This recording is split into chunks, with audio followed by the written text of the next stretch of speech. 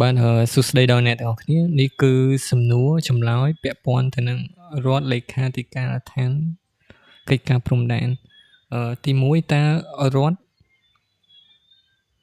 លេខាធិការដ្ឋានកិច្ចការព្រំដែនត្រូវបង្កើតឡើងនៅឆ្នាំណាអញ្ចឹង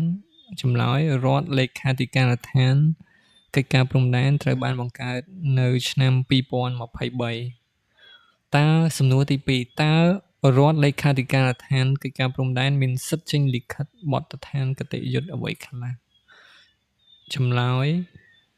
រដ្ឋលេខាធិការដ្ឋានកិច្ចការព្រំដែនមានសិទ្ធិចេញលិខិតបទដ្ឋានគតិយុត្តរួមមានប្រកាសសេចក្តីសម្រេចសារចរណ៍និងសេចក្តីណែនាំស្របតាមច្បាប់ស្តីពីការរៀបចំនិងការប្រព្រឹត្តទៅនៃគណៈរដ្ឋមន្ត្រីសំណួរទី3តើអនុក្រឹត្យស្តីអំពីការរៀបចំនិងការប្រព្រឹត្តទៅរបស់រដ្ឋលេខាធិការដ្ឋានកិច្ចការព្រំដែនត្រូវបានដាក់ឲ្យប្រើប្រាស់នៅឆ្នាំណាចម្លើយអនុក្រឹត្យស្តីអំពីការរៀបចំនិងការប្រព្រឹត្តទៅរបស់រដ្ឋលេខាធិការដ្ឋានព្រំដែនត្រូវដាក់ឲ្យប្រើប្រាស់នៅឆ្នាំ2024សំណួរទី4តើអនុក្រឹត្យស្តីអំពីការរៀបចំនិងប្រព្រឹត្តទៅរបស់រដ្ឋលេខាធិការដ្ឋានកិច្ចការព្រំដែនមានប៉ុន្មានជំពូកនិងប៉ុន្មានមាត្រាអនុក្រឹត្យស្តីអំពីការរៀបចំនិងការប្រព្រឹត្តទៅរបស់រដ្ឋលេខាធិការដ្ឋានកិច្ចការព្រំដែនមាន13ចំណុច13ជំពូកនិង37មាត្រាតើជំពូកទីប៉ុន្មាននៃអនុក្រឹត្យស្តីអំពីការរៀបចំនិងការប្រព្រឹត្តទៅរបស់រដ្ឋលេខាធិការដ្ឋានកិច្ចការព្រំដែនដែលបែងអំពីមជ្ឈមណ្ឌលតម្កល់ឯកសារផែនទីនិងទិន្នន័យព្រំដែនចម្លើយជំពូកទី8នៃអនុក្រឹត្យស្តីអំពីការរៀបចំនិងប្រព្រឹត្តទៅរបស់រដ្ឋលេខាធិការដ្ឋានកិច្ចការព្រំដែនដែលបានចែងអំពីមជ្ឈមណ្ឌលតម្កល់ឯកសារផែនទីនិងទិន្នន័យព្រំដែនហើយសំណួរទី6តើរដ្ឋលេខាធិការដ្ឋានកិច្ចការព្រំដែនអាចស្នើសុំបង្កើតអង្គការមូលដ្ឋានកិច្ចការព្រំដែនបានដែរឬទេចម្លើយរដ្ឋលេខាធិការដ្ឋានកិច្ចការព្រំដែនអាចស្នើសុំបង្កើតអង្គការមូលដ្ឋានកិច្ចការព្រំដែនតាមការចាំបាច់ដោយអនុលោមតាមច្បាប់និងបទលិខិតបទដ្ឋានគតិយុត្តជាធរមានសំណួរទី7តើអគ្គ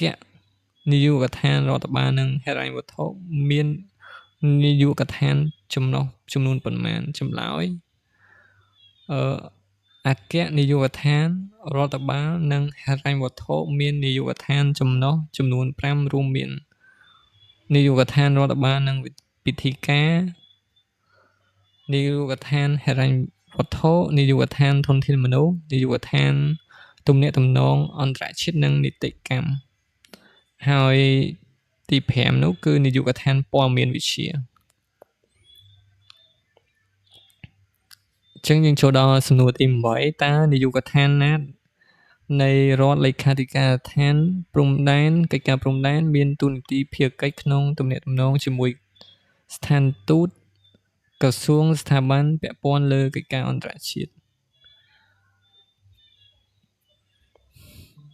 ចឹងនាយកដ្ឋានទំនាក់ទំនងអន្តរជាតិនិងនីតិកម្មមានតួនាទីភារកិច្ចក្នុងការទំនាក់ទំនងជាមួយស្ថានទូតក្រសួងស្ថាប័នពាក់ព័ន្ធលើកិច្ចការអន្តរជាតិអញ្ចឹងនាយកដ្ឋានទំនាក់ទំនងអន្តរជាតិនិងនីតិកម្មសំណួរទី9តើអគ្គនាយកដ្ឋានបច្ចេកទេស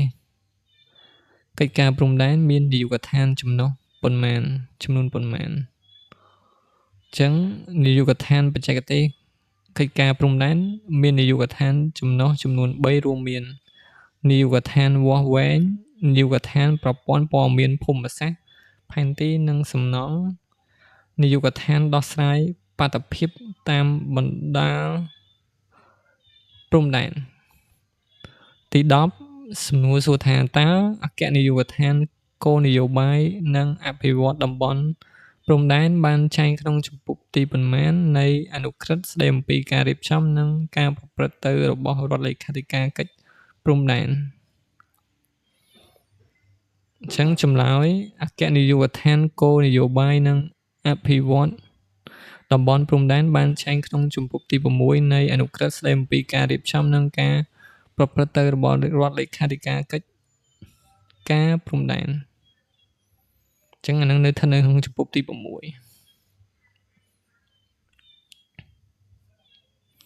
សំណួរទី 11 តើអគ្គនាយកដ្ឋាននយោបាយនិងតំបន់និងអភិវឌ្ឍតំបន់ព្រំដែនមាននាយកដ្ឋានចំណុះចំនួនប៉ុន្មាន អញ្ចឹងនាយកដ្ឋាននយោបាយនិងអភិវឌ្ឍតំបន់ព្រំដែនមាននាយកដ្ឋានចំណុះចំនួន 3 រួមមាន នាយកដ្ឋានគោលនយោបាយនិងផែនការយុទ្ធសាស្ត្រអភិវឌ្ឍ នាយកដ្ឋានអភិវឌ្ឍព្រំដែន នាយកដ្ឋានត្រួតពិនិត្យនិងគាំពារអភិវឌ្ឍខេត្តជាប់ព្រំដែន សំណួរទី 12 តើការរៀបចំនិងការប្រព្រឹត្តទៅរបស់ការិយាល័យចំណុះមជ្ឈមណ្ឌលតម្កល់ឯកសារផែនទីនិងទិន្នន័យ